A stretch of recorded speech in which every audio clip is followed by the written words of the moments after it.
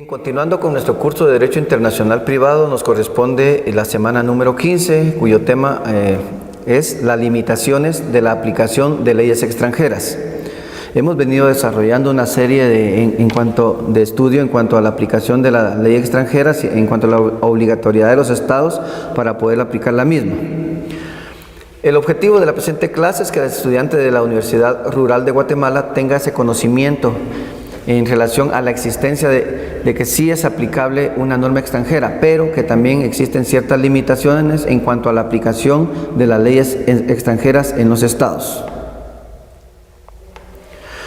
Entonces vamos a hablar sobre esa limitación de la aplicación de las leyes extranjeras. La aplicación precisamente de leyes extranjeras puede encontrar ciertas limitaciones que pueden ser legales como doctrinarias y que puede ser por razones bien determinadas que las leyes extranjeras puedan quedar definitivamente descartadas en cuanto a su aplicación en un estado determinado.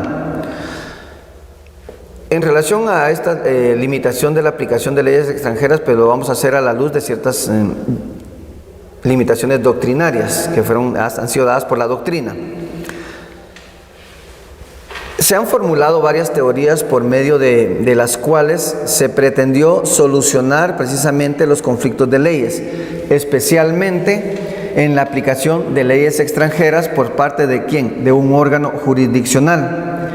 Entre estas limitaciones doctrinarias que vamos a ver en esta clase, tenemos la teoría de las calificaciones, tenemos la teoría del reenvío, tenemos la teoría del orden público y tenemos la teoría del fraude de ley. En ese sentido, entonces, vamos a empezar a desarrollar cada una de ellas. La teoría de las calificaciones. ¿Qué nos dice la teoría de las calificaciones? En relación a esta teoría, en esta debemos entender la palabra calificación desde el punto de vista de derecho internacional privado en el sentido jurídico de tipificación. Significa la adecuación de una situación o una relación jurídica, como por ejemplo puede ser la capacidad, el estado, la afiliación, la obligación de contratos, etc. La teoría supone que las leyes de diversos países deben tener un carácter común para ser conciliables entre sí.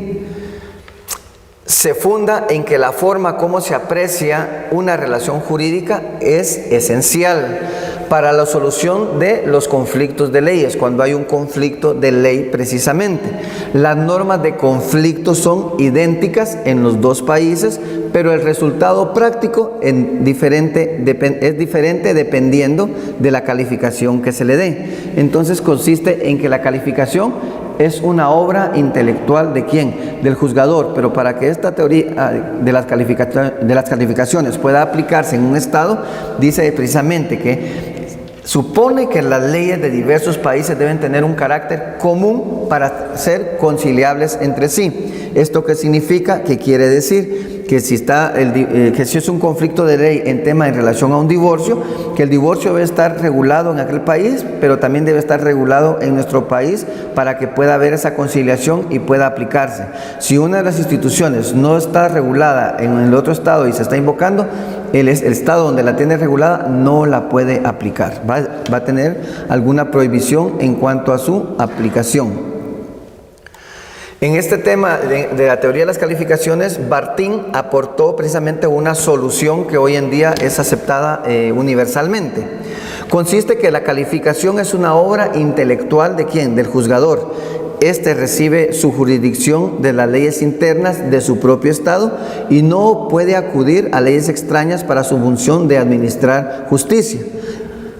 Por consiguiente, dependerá entonces de lo que uno de los principios que ya hemos visto, que se conoce como la lex fori, leyes procesales del Estado, o sea, el lugar donde se va a ventilar el litigio. Esa es la norma que va a aplicar el órgano jurisdiccional. Por eso decía que consiste que la calificación es obra intelectual única y exclusivamente del juzgador.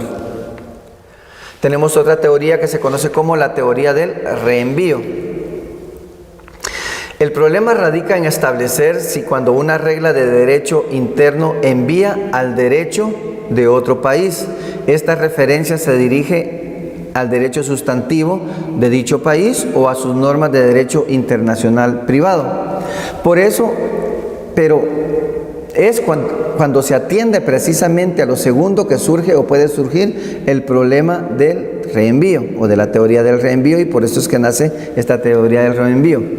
Esta consiste en que la ley de un Estado estipula que en un caso determinado debe aplicarse una ley extranjera, pero cuando llega a esta ley extranjera, esta a su vez envía de regreso a la primera, considerando que es la primera la que debe aplicarse.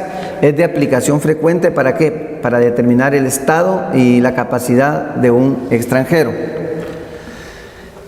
Esta teoría del reenvío tiene varias formas o grados, que se les conoce como reenvío de primer grado, reenvío de segundo grado, reenvío de tercer grado o indefinido. En relación al reenvío, es importante recalcar o resaltar que el Código de Derecho Internacional Privado en su artículo 7 no lo acepta, pero tampoco lo excluye. Deja la puerta abierta para cuando algún Estado contratante adopte el sistema de ¿qué? El sistema de la nacionalidad como ley personal. En cuanto a nuestra legislación guatemalteca, pues la rechaza esta doctrina del reenvío, desde el momento que en el artículo 24 de la ley del organismo judicial adopta ¿qué? El sistema del domicilio para regular el estado y capacidad de las personas, así como las relaciones de familia. Entonces, en nuestro caso, como el estado de la capacidad de las personas no se rige por la nacionalidad, sino por el domicilio, entonces el Estado de Guatemala no acepta la teoría del reenvío. Luego tenemos lo que se conoce como la teoría del orden público. ¿Qué es la teoría del orden público? Consiste en ¿qué? En afirmar que las leyes extranjeras cuyo contenido afectan al orden público de un Estado no serán aplicados en este. No se puede aplicar en ningún Estado cuando estas violentan normas de orden público. La dificultad reside en establecer realmente en qué consiste el orden público, qué es una ley de orden público. Entonces podemos definir la ley de orden público como el conjunto de condiciones fundamentales de vida social instituidas en una comunidad jurídica, las cuales, por afectar centralmente a la organización de esta, no pueden ser alteradas por la voluntad de los individuos, ni en su caso por la aplicación de normas extranjeras. En ese sentido, las leyes de orden público internacional o externas se dividen, según el tratadista Matos, en universales, casi universales y particulares, indicando que son normas universales aquellas que se encuentran contenidas en todos los ordenamientos debido a su aspecto moral. Aquellas que se encuentran contenidas en todos los ordenamientos jurídicos debido a su aspecto moral. Por ejemplo, la prohibición de contraer matrimonio en línea recta o colateral, la esclavitud, entre otros temas. Esas casi van a estar reguladas en todas las normativas del mundo, que ya la esclavitud desapareció, el matrimonio entre hermanos no se puede dar, es prohibido por todos los estados. Entonces, a esas se les denomina normas de orden público universales, porque todos los países del mundo las regulan, están en contra de ellas.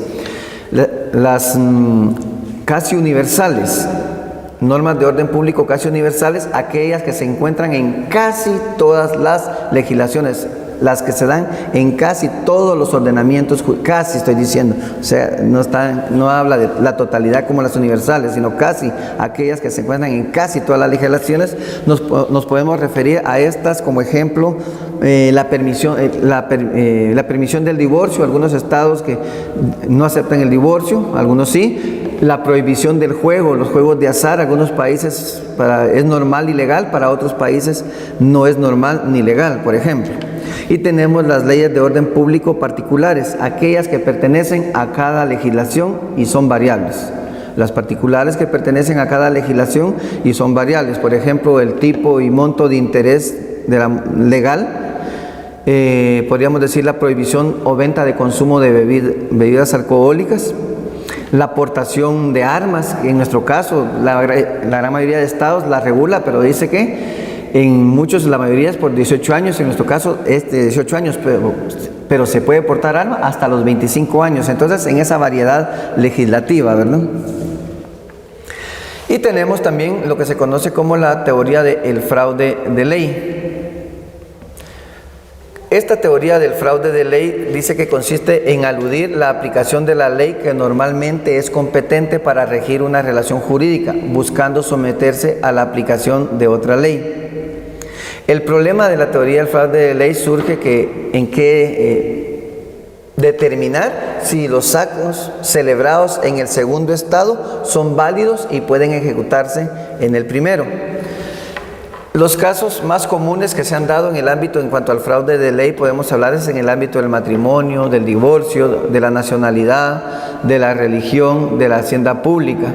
A veces se toma, por ejemplo, para hacer un fraude de ley, una persona donde en su país es obligatorio la prestación del servicio militar, él viene y se hace nacional de otro país, porque en el otro país es prohibido, entonces trata de adoptar una nacionalidad que no le pertenece con el ánimo de ¿qué? De no cumplir con una obligación como es el servicio militar. O por ejemplo, hay algunas religiones que no aceptan que el hombre preste alimentos a sus menores hijos, y ellos se vuelven a esta religión para luego alegar, como soy de tal religión, no me pueden obligar a prestar alimentos. Esos son ejemplos de fraude de ley. Limitaciones legales, nos referimos a las limitaciones legales en el derecho guatemalteco. Nuestra legislación limita o atenúa la aplicación de estas leyes extranjeras, ¿con qué? Con el fin de proteger la soberanía del Estado, las instituciones, los intereses de los nacionales y el orden público. Terminamos la clase con 3 preguntas. La primera, es la teoría que consiste en eludir la aplicación de la ley que normalmente es competente para regir una relación jurídica, buscando someterse a la aplicación de otra ley. ¿Qué teoría es? Es aquella ley de orden público que se encuentra en casi todas las legislaciones. A esta se le denomina. Y es la teoría que significa la adecuación de una situación o relación jurídica. Muchas gracias.